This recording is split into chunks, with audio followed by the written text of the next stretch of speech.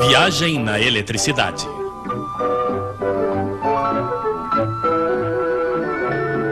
A eletricidade em movimento. Hoje, para variar, que tal falarmos de espaguetes, hein? Então vamos lá. De um lado, nós, os consumidores de espaguetes.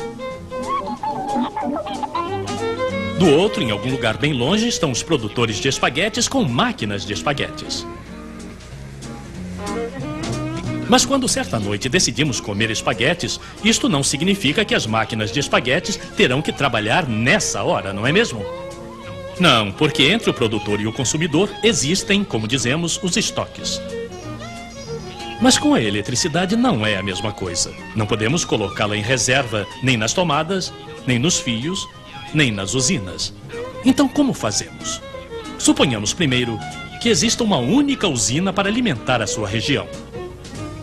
Assim, um consumidor vai precisar de uma potência de 3 kW para cozinhar espaguetes, por exemplo.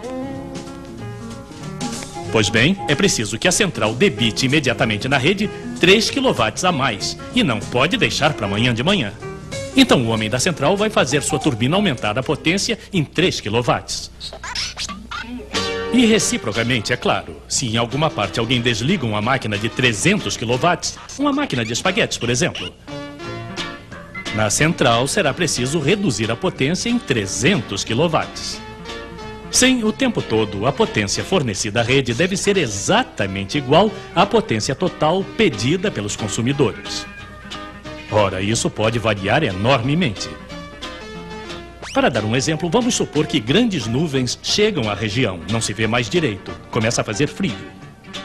As pessoas vão acender as luzes, assistir à TV, os aquecedores elétricos vão ser ligados. Isto vai exigir não sei quantos megawatts a mais. Isto é, bruscamente vai haver um excesso de demanda. Ora, uma central elétrica não é como um carro. E subir e descer bruscamente a potência não é muito bom para as centrais. Salvo, é claro, se elas forem previstas para isso. Mas, felizmente, eu fiz um trato com meu colega da região ao lado e ele me fornece eletricidade. Um pouco mais tarde, a nuvem chega até ele.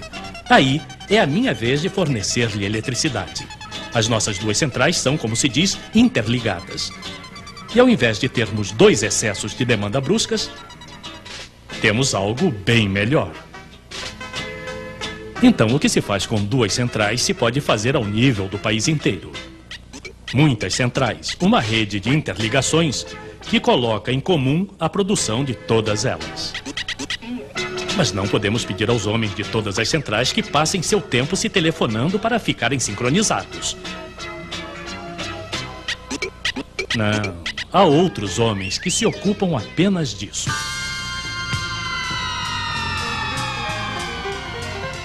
Ajustar o tempo todo a potência total de todas as centrais a pedido dos consumidores é a função deles.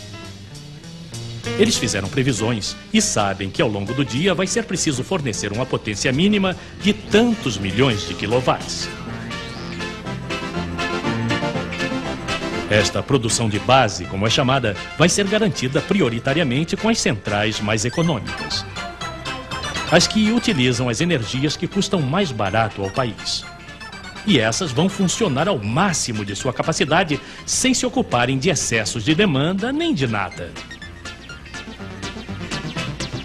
Para as grandes e pequenas demandas, entram em cena centrais especializadas nesse gênero de esporte. As que sobem e descem de potência facilmente. Assim, a interligação é o modo de tirar o melhor partido das reservas energéticas do país. Desse modo, graças à interligação, o país inteiro pode vir em auxílio de uma região que, de repente, tem necessidade de um suplemento de eletricidade. Não, a energia elétrica não pode ser estocada como a água ou como os espaguetes. Mas, em compensação, pode ser transportada de um lado ao outro do país na velocidade da luz, coisa que não se pode fazer com os espaguetes.